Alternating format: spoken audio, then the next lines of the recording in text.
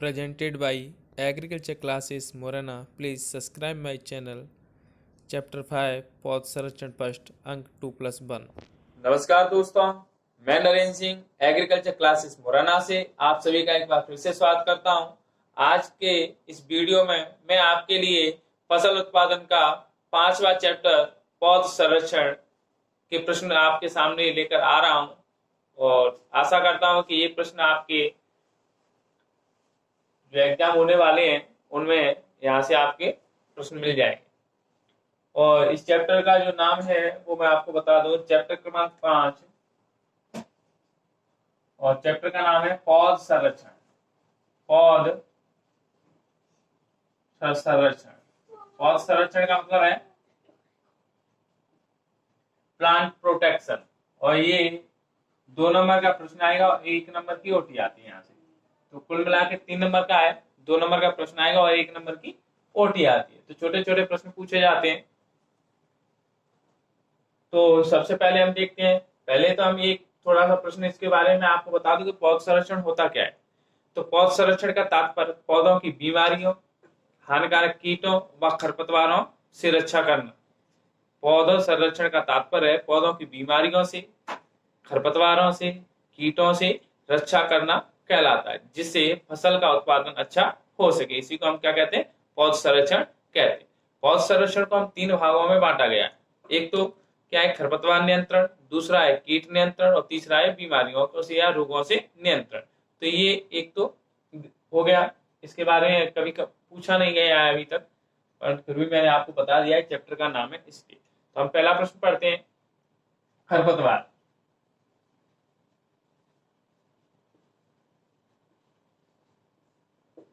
प्रश्न है हमारा, खरपतवार किसे कहते हैं? परिभाषा, इसके 2 लाभ बताइए और 2 हानि बताइए। तो खरपतवार के परिभाषा में आपको बता रहा हूं, खरपतवार बे अनिश्चित पौधे, अनिश्चित का मतलब बिना इच्छा के उगाए हुए। खरपतवार बे अनिश्चित पौधे हैं जो किसी स्थान पर बिना बोए उगते। खरपतवार बे अनिश्चित पौधे हैं जो किसी स्थान पर बिना बोए उगते हैं और किसान को लाभ की तुलना में हानि अधिक पहुंचाते हैं। क्या कहलाता है? खरपतवार कहलाते हैं। ठीक है, अब हम देखते हैं खरपतवारों के लाभ। खरपतवार के लाभ, तो भाई खरपतवार के लाभ क्या है? तो पहला लाभ है खरपतवार पशुओं के चारे के काम में आते हैं। तो मैं लिख देता हूं यहां पे, खरपतवार पशुओं के चारे के काम आते हैं।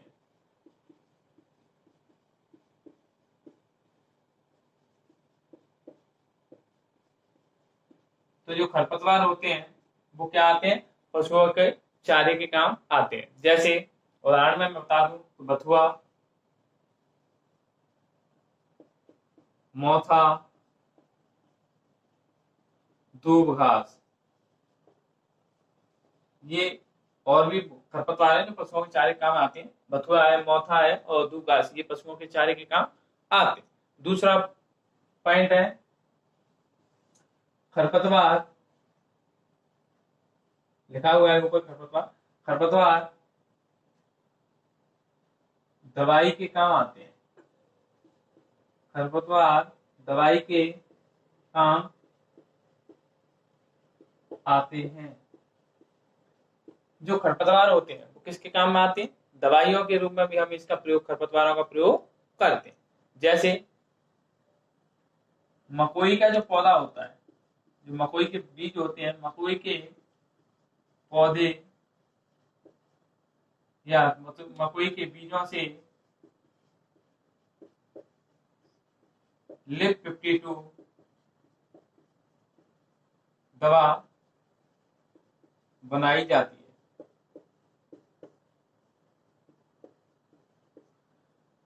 तो अगला दूसरा पॉइंट लिखा, खरपतवार दवाइयों के काम में भी आते हैं, दवाइयों के रूप में भी हम इसका प्रयोग करते हैं। और जैसे लिप 52 जो मकोई के बीज होते हैं उसका प्रयोग हम लिप 52 दवा में करते हैं, जो पाचन संबंधी क्रियाओं से संबंधित होती है। नंबर 3, खरपतवार मृदा कटाव को रोकने का कार्य करते हैं।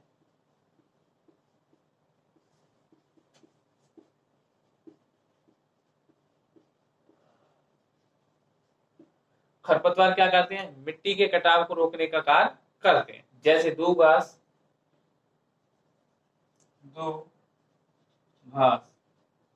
कौमा चटरी मटरी, ये क्या करते हैं?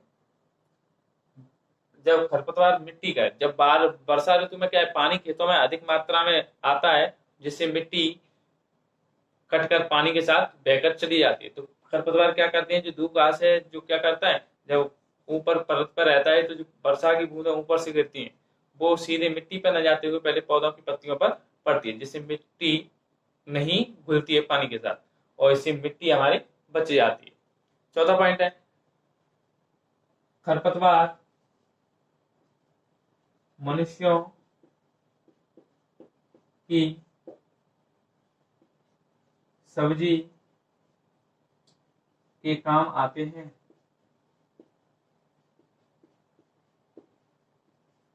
खरपतवार क्या है? मनुष्यों की सब्जी के काम आते हैं। जैसे बथुआ,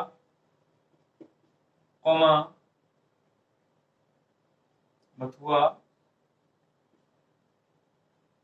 और बथुआ के अलावा भी है, जैसे चौलाई भी है एक, तो बथुआ, चौलाई आदि। तो ये क्या है? मनुष्यों की सब्जी के, खरपतवार मनुष्यों की सब्जी के काम भी आते हैं। बथुआ से हम पराठे बनाते हैं, सब्जियां भी बना सकते, चौलाई भी से भी हम इस तरीके से बना सकते। अब इसके हम हानि देखते हैं खरपतवार की। हेडिंग बनाते हैं यहाँ पर, हानि। तो खरपतवारों से हानि क्या है? क्या हानि होती है खरपतवार? तो खरपतवार क्या करता है? पहली हानि है, खरपतवार फसलों की उपज को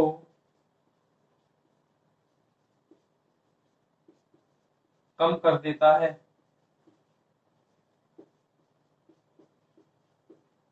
खरपतवार क्या करता है? फसलों की उपज को कम कर देता है। खरपतवार जब खेतों में ज्यादा खरपतवार होंगे तो फसल की उपज को क्या कर देगा? कम कर देगा। नंबर 2, खरपतवार रोग व कीटों को बढ़ावा देता है।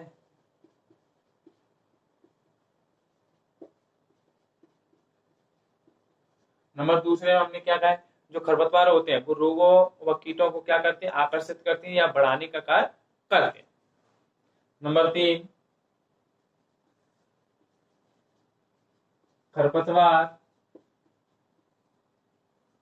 खरपतवार मिट्टी से अधिक मात्रा में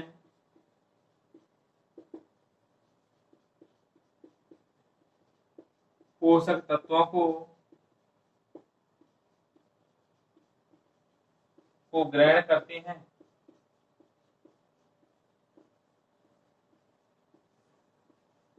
खरपतवार क्या करते हैं?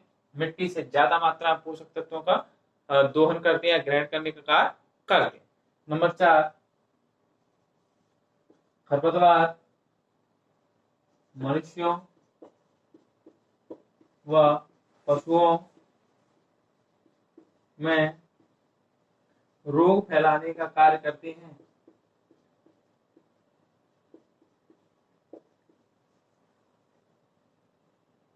का काम करते हैं। खरपतवार क्या करते हैं? खरपतवार, बहुत से खरपतवार ऐसे होते हैं जो मनुष्यों को व पशुओं को बीमार कर सकते हैं, उनमें रोग फैलाने का कार्य कर सकते हैं। एक बार फिर से रिपीट करते हैं, खरपतवार किसे कहते हैं? पहले तो परिभाषा है कि खरपतवार वे अनिश्चित पौधे होते हैं जो खेतों में उगकर, खरपतवार वे अनिश्चित पौधे होते हैं जो खेतों में उगकर यानी बिना उगाए उगाते हैं और किसान को लाभ की तुलना में हानि अधिक पहुंचाते हैं। क्या कहलाता है? खरपतवार कहलाता है। लाभ क्या है? तो खरपतवार पशुओं के चारे के काम है। जो खरपतवार होते हैं उनको हम पशुओं को खिला सकते हैं, जैसे बथुआ है, मोथा है, दूबा।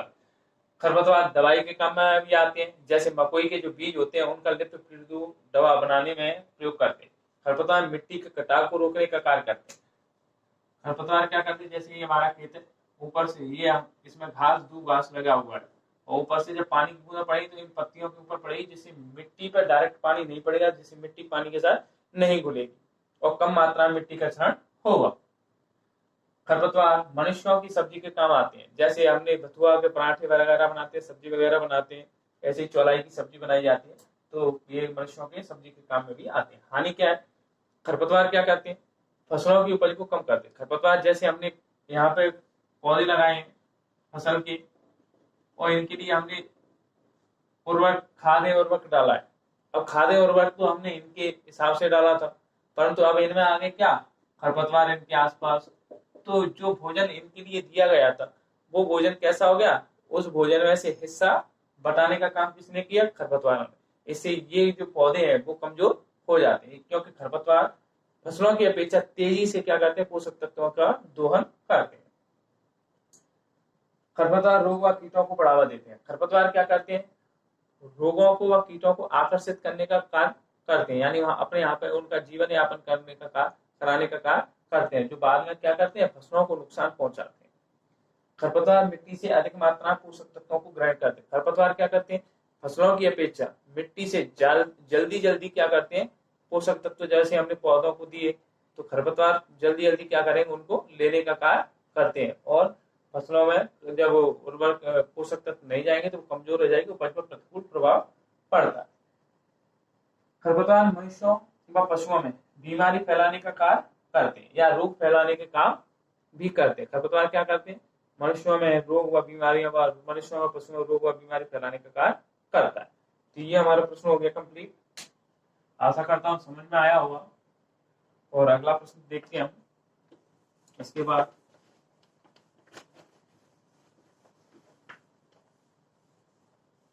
ये हमारा खरपतवार था जिसके बारे में हमने पढ़ा।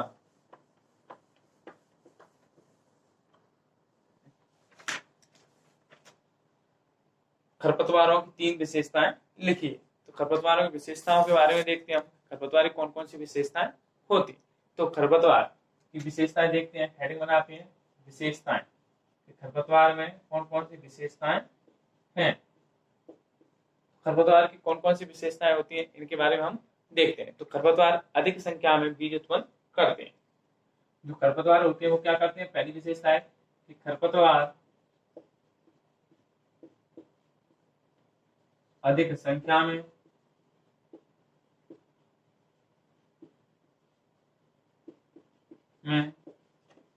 बीज उत्पन्न करते हैं। खरपतवार क्या करते हैं, अधिक संख्या में बीज उत्पन्न करते हैं। कौन सा खरपतवार जो अधिक संख्या में बीज उत्पन्न करते हैं, तो बथुआ। बथुआ के बीज कैसे होते हैं, बहुत छोटे छोटे होते हैं, और ये क्या करते हैं, अधिक संख्या में बीज उत्पन्न करने का कार्य करते हैं। नंबर 2, खरपतवारों की जड़ें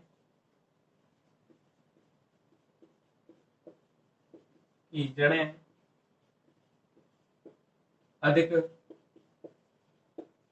गहराई तक जाती हैं। दूसरी विशेषता क्या है खरपतवार की, कि जो खरपतवारों की जो जड़ें होती हैं वो ज्यादा गहराई तक, यानी जैसे ये मिट्टी हमारी ऊपर जब हमने पौधा लगाया तो पौधे जो फसल वाले पौधे उनकी जड़ें इतनी रहेगी, और जो खरपतवार है उनकी जड़ें जब ज्यादा गहराई, तो ये क्या करेंगे, यहाँ तक की मिट्टी के तो पोषक तत्व दोनों को ही मिलेंगे, पौधों को और खरपतवार को, परंतु ये यहाँ जो पोषक तत्व होंगे नीचे, उनकी जड़ों से नीचे जब खरपतवारों की जड़ें गहरी होंगी तो ये पोषक तत्व किसको मिलेंगे, खरपतवारों को ही मिलेंगे, जिससे खरपतवार कैसे होंगे,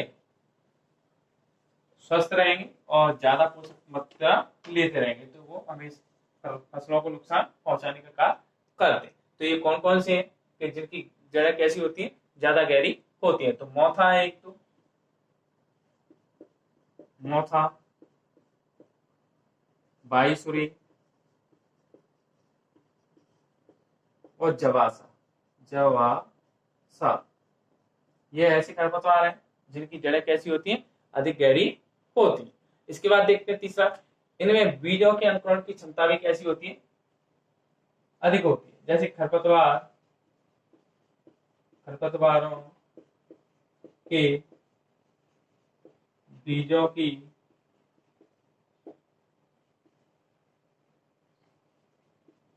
अंकुरण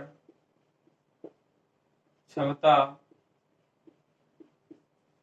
अधिक होती है।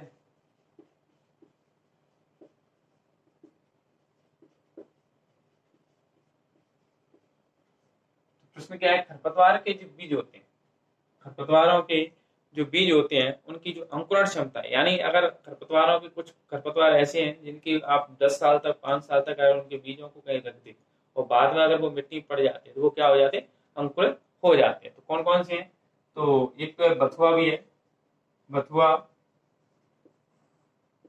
और दूसरा चौलाई। इनके बीज कैसे हैं, जो ज्यादातर अंकुरित हो जाते हैं, ज्यादा वर्षों में रखे हुए भी ये क्या होते हैं, इनके बीज अंकुरित हो जाते हैं। नंबर 4 की बात करें तो खरपतवारों के बीज फसलों के बीज से मिलते जुलते होते हैं। जो खरपतवार होते हैं, खरपतवारों के बीज फसलों के बीजों से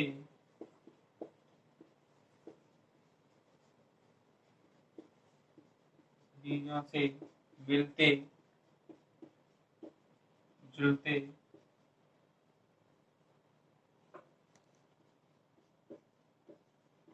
होते हैं। अगली विशेषता क्या है खरपतवारों में, कि जो खरपतवारों के जो बीज होते हैं वो फसलों के बीजों से मिलते जुलते होते हैं। जैसे सत्यानाशी के बीज सरसों से,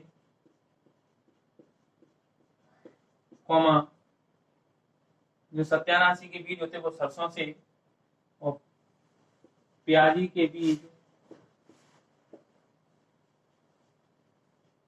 प्याज से,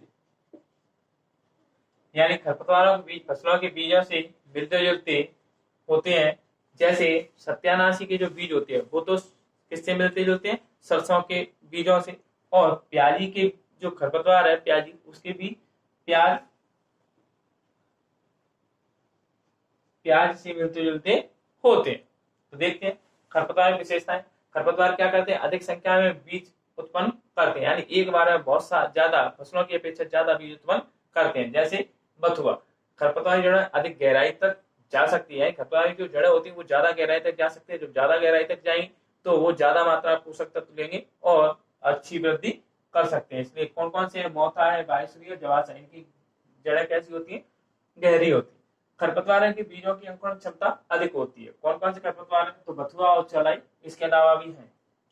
खरपतवारों के बीज फसलों के बीजों से मिलते हैं, खरपतवार के जो बीज होते हैं वो फसलों के बीजों से कैसे मिलते जुलते होते हैं।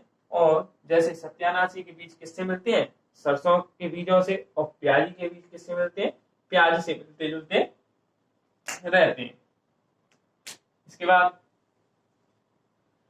समझ में आया होगा, आशा करता हूं आपको। और इसके बाद हम अगला प्रश्न देखते हैं।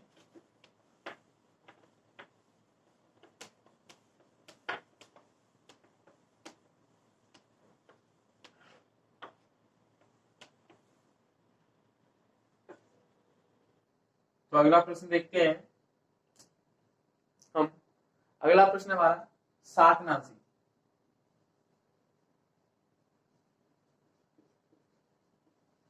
शाकनाशी को खरपतवार नाशी भी बोलते हैं।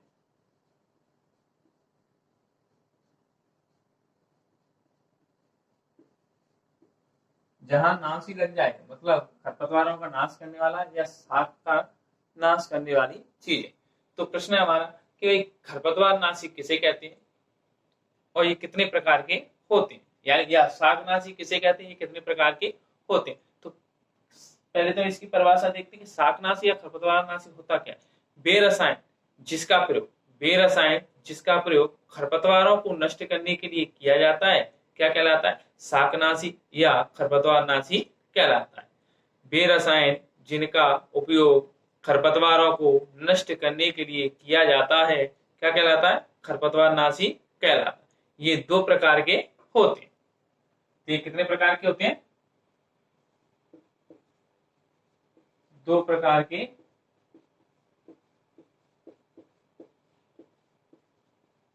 होते हैं। पहला साधारण रसायन,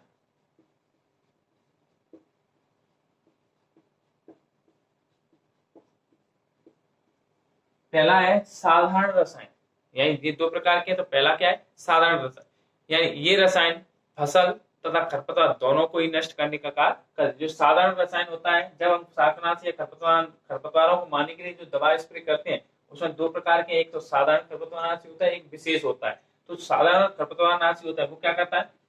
फसलों व खरपतवारों दोनों को ही नष्ट करने का कार्य करता है, दोनों को ही नष्ट कर देता है।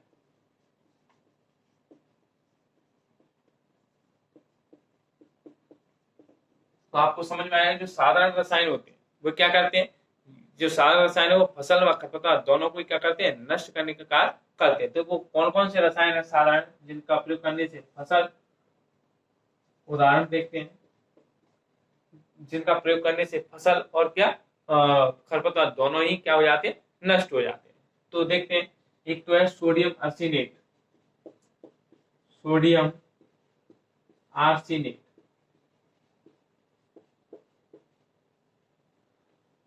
कॉमा या नंबर 2 कॉमा लगा के लिखते हैं, कॉमा गंधक, गंधक का प्रयोग करने से डीजल ऑयल,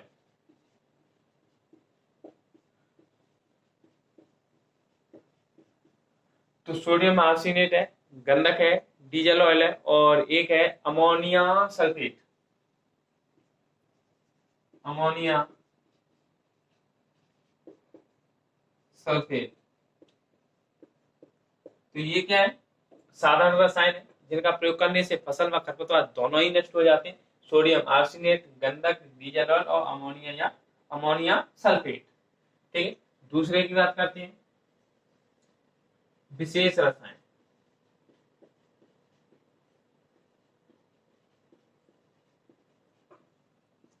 विशेष रसायन का प्रयोग जब हम खेतों में करते हैं तो इससे केवल क्या होता है?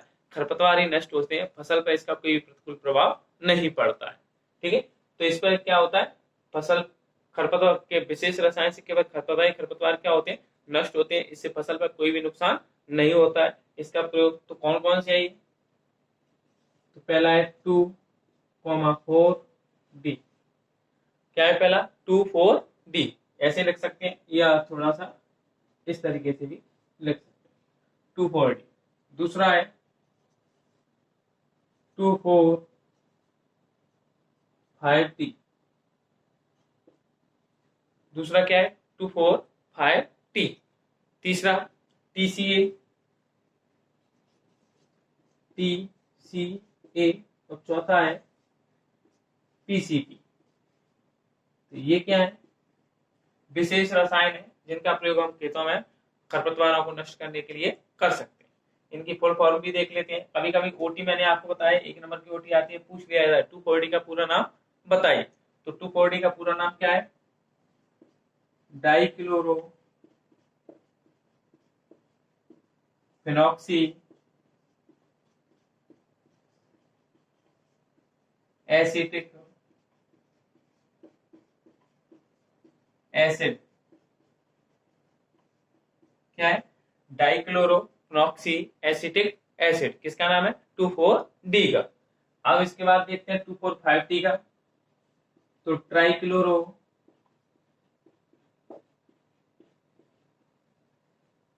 यहाँ पे डाइक्लोरो था, यहाँ पे ट्राइक्लोरो था, बाद में पूरा यही का यही है, यानी ट्राइक्लोरोफिनॉक्सी एसिटिक एसिड, यानी ट्राइक्लोरो क्या है? फिनॉक्सी एसिटिक एसिड है। अब आता है TCA। TCA का भी क्या है? ट्राई।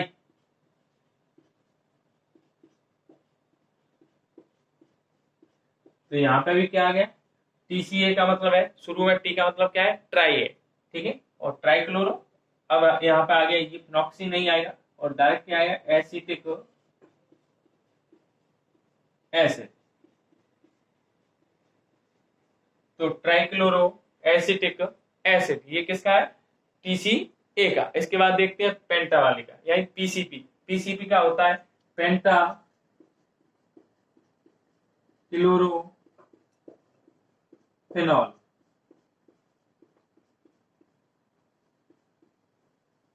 अगला क्या है, पेंटा क्लोरोफेनॉल। तो ये आपके शाकनाशी या खरपतवारनाशी किसे कहते हैं, तो द्वारा से होता है वे रसायन जिनका प्रयोग खरपतवारों को नष्ट करने के लिए किया जाता है, खरपतवारनाशी या शाकनाशी कहलाते हैं। ये दो प्रकार के होते हैं, साधारण रसायन और विशेष रसायन। साधारण रसायन वह होते हैं जो फसलों व खरपतवार जिनका प्रयोग करने से फसलों को व खरपतवार दोनों ही नष्ट हो जाते हैं, जैसे सोडियम आर्सेनेट, गंधक है, डीजल ऑयल है, अमोनिया सल्फेट है। दूसरा है विशेष रसायन। इस विशेष रसायन जिसका प्रयोग करने से केवल फसलों को कोई नुकसान नहीं होता है, केवल खरपतवारों को ही नष्ट किया जा सकता है, विशेष रसायन कहलाता है 2,4-D, 2,4,5-T, TCA और PCB। 2,4-D का मतलब है ड्राइक्लोरो, 2,4-D का मतलब डाइक्लोरोफिनॉक्सी एसिटिक एसिड, और 2,4,5-T का trichloro acetic phenoxy acetic acid, और TCA trichloro acetic acid, PCB पेंटा क्लोरोफिनॉल, ये इसके नाम है। आशा करता हूं आपको समझ में आया होगा ये। और इसके बाद देखते हैं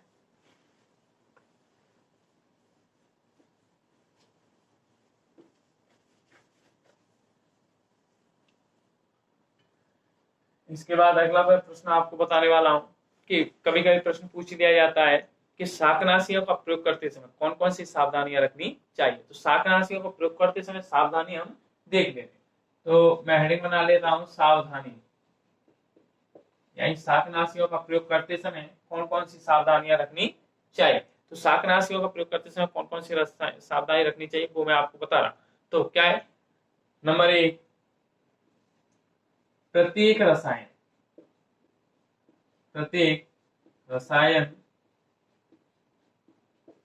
हानिकारक होता है।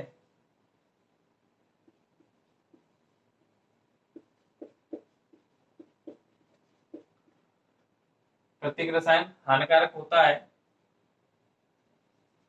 इस पर लिखी सावधानी पढ़कर ही प्रयोग करना चाहिए।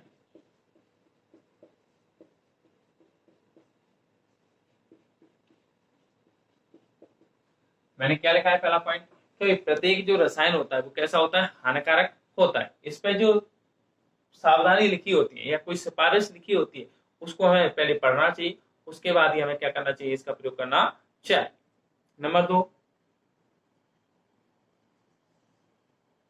पैकिंग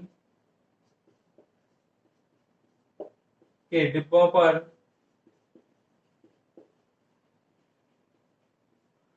दूसरा पॉइंट है, पैकिंग के डिब्बों पर लगे लेवल को पढ़कर ही प्रयोग करना चाहिए।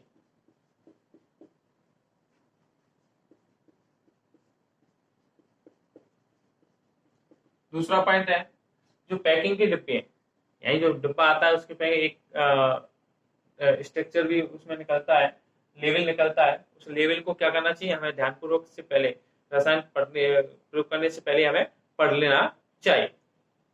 नंबर 3, रसायन की पहचान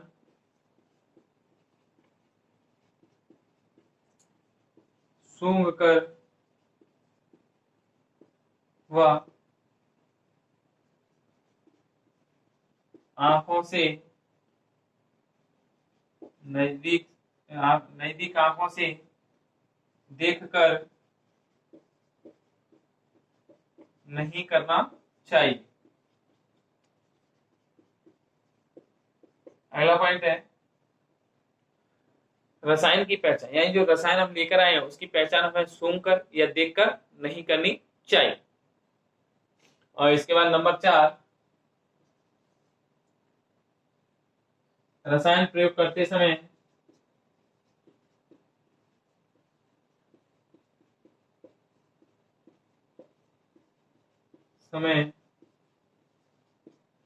वायु की दिशा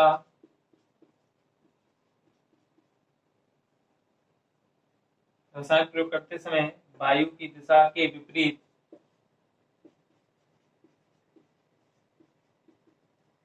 रहना चाहिए। ठीक है, तो रसायन का प्रयोग करते समय हमें क्या करना चाहिए, वायु की दिशा के विपरीत होना चाहिए। जैसे अगर उधर से हवा आ रही है तो हमारा क्या होगा, ऐसे घूम जाना चाहिए। क्यों? क्योंकि अगर हम उधर से हवा चल रही है और रसायन का छिड़काव करें तो वो रसायन हमारे शरीर के ऊपर ही आएगा, जिससे क्या होगा, नुकसान होगा। देखते हैं शाकनाशी या खरपतवारनाशी का प्रयोग करते समय कौन कौन सावधानी रखनी चाहिए। तो प्रत्येक रसायन कैसा होता है, हानिकारक होता है। इस पर लिखित सिफारिशों को हमें पढ़कर लिखकर ही उसका प्रयोग करना चाहिए। पैकिंग के डिब्बों पर लगी लेबल को सही ढंग से पढ़ें, जांचें, परखें, उसके बाद ही हम क्या करें, प्रयोग करें। रसायन की पहचान हमें नाक से सूंघकर, यानी डिब्बा खोला, सूंघ लिया, तो इस तरीके से नहीं, या नजदीक से आंखों से देखकर नहीं करनी चाहिए। रसायन प्रयोग करते समय वायु की दिशा के विपरीत खड़ी होना चाहिए, यानी अगर आप रसायन का स्प्रे कर रहे हो और स्प्रे करते समय हमें वायु की दिशा के विपरीत साइड से क्या करना चाहिए, स्प्रे करना चाहिए, वरना वो सारा का सारा रसायन हवा के द्वारा हमारे शरीर पर आ जाए। इसके अलावा भी नॉर्मल चीजें आपको पता होना चाहिए कि भाई रसायन का प्रयोग कर रहे हैं तो हमें हाथों में ग्लव्स पहनने चाहिए, आंखों पर चश्मा लगाकर प्रयोग करना चाहिए, पूरा शरीर ढका हुआ होना चाहिए। और भी हम लिख सकते हैं, जैसे रसायन प्रयोग करने के बाद हमें अच्छे तरीके से साबुन के द्वारा हाथों को 2-4 बार धोना चाहिए।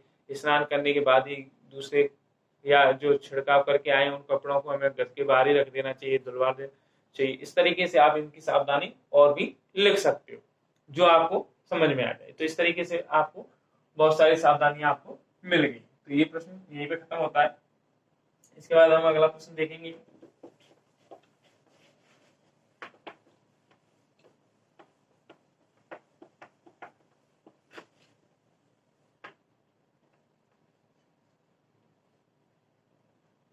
अगला प्रश्न है मेरा कि एक प्रश्न आता है, रवि ऋतु तथा खरीफ ऋतु में उगने वाले खरपतवारों के नाम बताइए।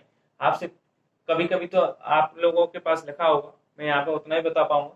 ठीक है, कभी कभी तो वो क्या दे देता है, फसल दे देता है, जैसे गेहूं, जौ, चना, मटर के 2-2 खरपतवारों के नाम लिखिए। या वो पूछेगा कि रवि ऋतु के 2 खरपतवारों के नाम लिखिए, या पूछ लेंगे खरीफ ऋतु के 2 खरपतवारों के नाम लिखिए। तो मैं यहाँ पे आपको सिर्फ कितना कराऊंगा कि रवि ऋतु के 4-5 खरपतवार बताऊंगा और खरीफ ऋतु के 4-5 खरपतवार बताऊंगा। उसके अलावा आप घर पर पढ़ोगे कि गेहूं का में कौन कौन से खरपतवार है, चना में कौन कौन से खरपतवार है, सरसों में कौन सा लगता है, गन्ना में कौन सा लगता है, तम्बाकू में कौन सा लगता है, और ये कौन से सीजन के, रबी के हैं या खरीफ के हैं, तो वो अपने आप ही सॉल्व हो जाएंगे। तो मैं आपको बताने वाला हूँ कि रबी ऋतु के खरपतवार, खरीफ ऋतु के खरपतवार कौन कौन से। तो हेडिंग बनाता हूँ, रबी ऋतु के खरपतवार। अब आपको पता होना चाहिए कि रबी ऋतु में कौन कौन सी फसलें उगाई जाती है। रबी ऋतु आती है अक्टूबर से मार्च तक, यानी अक्टूबर में फसल बोई जाती है और मार्च अप्रैल में फसल काट ली जाती है। तो इसमें गेहूं आता है, जो आते हैं, तो गेहूं में आपको पता है कौन सा खरपतवार लगता है, बथुआ लगता है एक। तो रबी ऋतु का पहला खरपतवार क्या हो गया, बथुआ। और हमें ये भी हो गया कि गेहूं में भी लगता है। दूसरा फेलिरस माइनर लगता है, यानी गेहूं का मामा, गेहूं के मामा का वानस्पतिक नाम है फेलिरस माइनर, गेहूं का मामा। तो ये 2 हो गए, और 2 ही पूछता है वैसे देखा जाए तो ये 2 तो ये हो गए। इसके बाद धूप घास लगती है, धूप घास है, और तुम्हारा सेंजी है। ठीक है, तो ये कौन सा सेंजी खरपतवार लगता है, जो सेंजी खरपतवार लगता है वो सरसों में लगता है। ठीक है, इसके बाद प्याजी भी है और मोथा। तो ये क्या है, रबी ऋतु के खरपतवार है। 1 2 3 4 5 6 बथुआ है, गेहूं का मामा है, सेंजी है, और प्याजी है, मोथा है। ये कौन सी ऋतु के खरपतवार है, रवि ऋतु की फसलों के खरपतवार। इसके बाद देखते हैं खरीफ ऋतु के खरपतवार।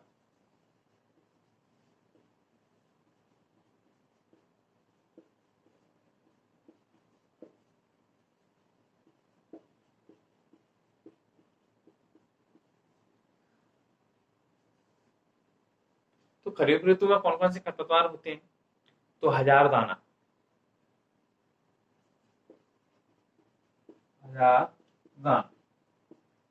ठीक है।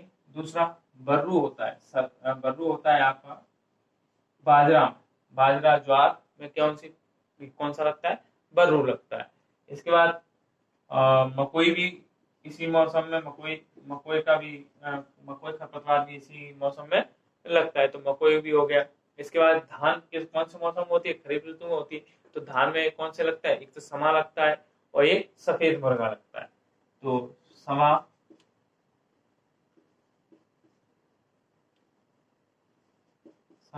और सफेद मुर्गा। सफेद मुर्गा आपने उसमें देखा होगा धान की खेती में, ठीक है। ऊपर कलंगी टाइप की वाइट सी कलंगी निकल आती है फसलों में, तो वो सफेद मुर्गा होता है। और जंगली धान भी होती है एक। तो ये हो गए इसके कौन से? खरीफ ऋतु के। तो रवि ऋतु के खरपतवार और खरीफ ऋतु के दो खरपतवारों के नाम लिखिए।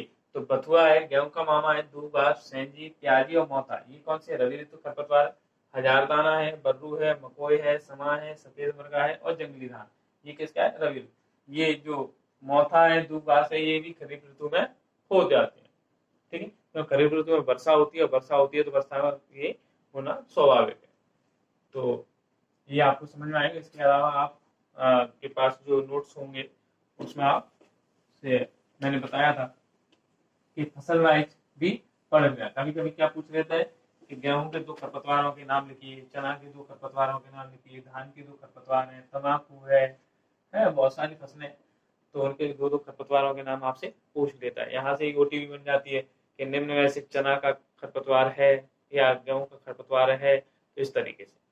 अगला प्रश्न है, यहाँ ओटीपी इससे पूछी जा सकती है अगले प्रश्न से, 1 नंबर की, और प्रश्न भी पूछा जा सकता है। तो हम यहाँ पे 4-5 में आपको बताऊंगा। और वैसे तो बहुत ज्यादा खरपतवारों के नाम है, सीधा सा मतलब है कि आपको कुछ कम से कम 10-15 जो खरपतवार है उनके नाम आपको 5 में नाम याद होने चाहिए। तो मैं आपको यहाँ पे 4-5 बताऊंगा, ठीक है। तो प्रश्न है, विभिन्न खरपतवारों के वानस्पतिक नाम लिखिए। तो ये तो हो गए खरपतवारों के नाम, खरपतवारों की नाम, और दूसरी साइड में लिखेंगे हम इनकी वानस्पतिक नाम।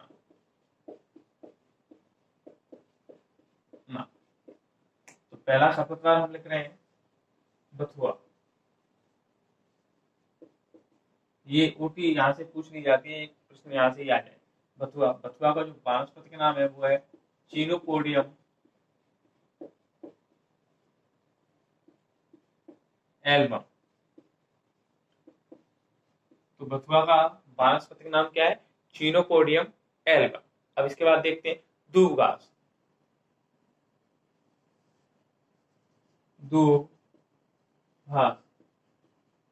दूबघास का जो वानस्पतिक नाम है वो है साइनोडॉन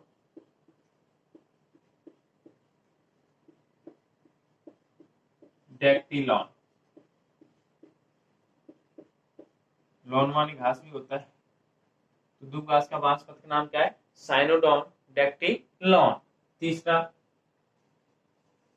तीसरा है गेहूं का मामा।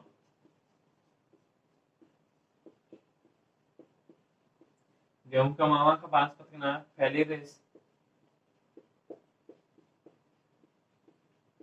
Phalaris minor. गेहूं के मामा का जो वानस्पतिक नाम है वो क्या है? Phalaris minor. अगला है सत्यानाशी।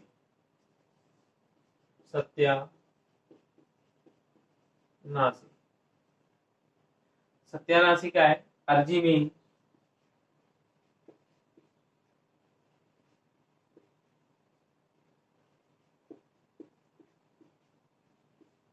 मैक्सिकाना। तो जो सत्यानाशी है उसका वानस्पतिक नाम क्या है? अर्जिमीन मैक्सिकाना। सत्यानाशी। एक मेरा दोस्त है सत्या, और जब भी वो मेरे को मिलता है तो मैं उसका नाम उसे बुलाता हूँ सत्यानाशी के नाम से। तो सत्यानाशी का जो वानस्पत के नाम वो क्या है? अजीमी मैक्सिकाना। अगला है गाजर घास।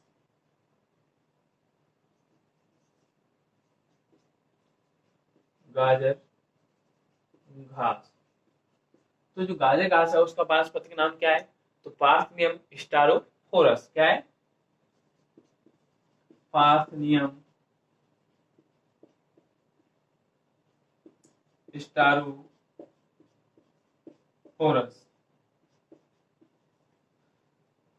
ठीक है, तो गाजर घास का वानस्पतिक नाम क्या है? पार्थनियम स्टारोफोरस। इसके बाद देखते हैं, इतना ही बहुत है।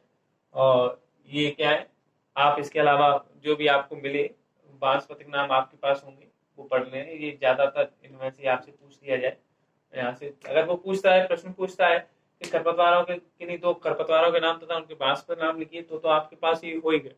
अगर ऑब्जेक्टिव में एक नंबर की ओटी आती है तो वहां पूछ लिया, तो वहां तो कहीं से भी पूछ सकता है। इसलिए आप जो याद कुछ खरपतवार आप अपनी स्वेच्छा से कर लें, जो आप याद कर लेना। ठीक, तो जो 5वां चैप्टर है उसमें इतने ही प्रश्न है हमारे में, और इन्हीं में से आपको प्रश्न मिल जाएंगे। दोबारा से मैं समझा देता हूँ। बथुआ का वानस्पतिक नाम क्या है? Chenopodium album. धूप घास साइनोडॉन डेक्टिलॉन। गेहूं का मामा फेलेरिस माइनर। सत्यानाशी अजीमी मैक्सिकाना। गाजर घास पार्थेनियम स्टारोफोरस। ये इनके क्या है? वानस्पतिक नाम होते हैं। आशा करता हूं आज का ये वीडियो अगर आपको पसंद आए तो मेरे इस वीडियो को लाइक करें और कमेंट भी मुझे भेजें, और ज्यादा से ज्यादा अपने दोस्तों के साथ शेयर करें। आप लोग शेयर नहीं करते हो मेरे वीडियो को, तो मैं आपसे फिर से कह रहा हूं कि आज आप मेरे इस वीडियो को, या कोई भी आप किसी भी मेरे वीडियो को जो आपको अच्छा लगे उसको आप ज्यादा से ज्यादा अपने दोस्तों के साथ शेयर करें, या अपनी फेसबुक आईडी पर डालें। ठीक है, और अपने व्हाट्सएप के स्टेटस पे भी लगाएं, जिससे आप ज्यादा से ज्यादा लोगों के पास मेरे ये वीडियो पहुंच सके। और मेरे चैनल को भी सब्सक्राइब करें, जिससे ज्यादा से ज्यादा लोग अगर मेरे चैनल को सब्सक्राइब करेंगे तो मैं और आपके लिए और अच्छे वीडियो आपके लिए और आगे आपके लिए वीडियो भेजता रहूंगा। अगर जैसे मान के चले, अगर चैनल सब्सक्राइब ज्यादातर लोग नहीं कर रहे हैं, यानी एक बड़ा परिवार होना चाहिए। जब बड़ा परिवार होगा तो ज्यादा सब लोगों को कुछ मिलेगा। यानी सब्सक्राइबर नहीं है, वो मेरे लिए एक परिवार है। बहुत सारे लोग बोलते हैं कि वो सब्सक्राइबर है, मेरे लिए सब्सक्राइबर नहीं है, मेरे लिए आप सभी लोग क्या है? मेरा परिवार है। इसलिए आप मेरे चैनल को ज्यादा से ज्यादा शेयर करके और सब्सक्राइब करवाएं, जिससे मैं आपके लिए आगे पशुपालन के भी वीडियो आपके लिए भेज सकूं। बस ये 5वां चैप्टर हो गया। इसके बाद 17 और 19 चैप्टर और बचे, उसके बाद ओटी। इसके बाद मैं आपके लिए पशुपालन के वीडियो भी बनाने का प्रयास करूंगा। अगर मेरे चैनल को आप लोग ज्यादा से ज्यादा शेयर करते हो, फेसबुक पे स्टेटस पे या स्टोरी पे लगाएं। अगर आप पोस्ट नहीं डालते हो तो फेसबुक की स्टोरी पे लगाएं, और आप मुझे भी टैग कर सकते हो। और मेरा एक फेसबुक पे अभी पेज है, एग्रीकल्चर क्लासेस मुरैना के नाम से। आप उसे सर्च करें और उसको फॉलो करें। तो आज के लिए इतना ही, और कल फिर मिलेंगे एक नई वीडियो के साथ। तब तक के लिए नमस्कार। Thanks for watching my video. Please subscribe